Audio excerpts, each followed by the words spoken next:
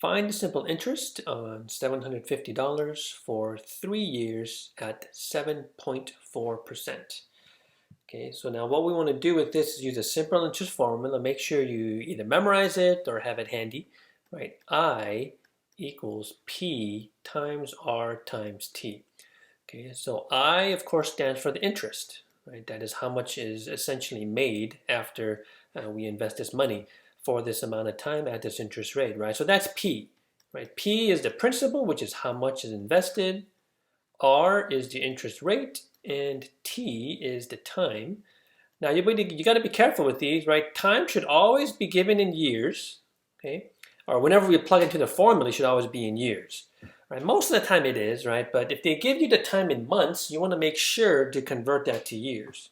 All right, the rate should always be calculated using its decimal form, okay? So we notice here that we are given the percent form of the rate, so make sure you convert it to the decimal, okay?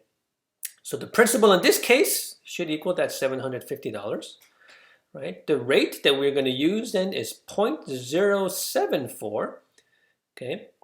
And then the time in this case, we just have the 3, right? So we can calculate the interest now, right? Interest should be that $750 times 0.074, okay, times 3.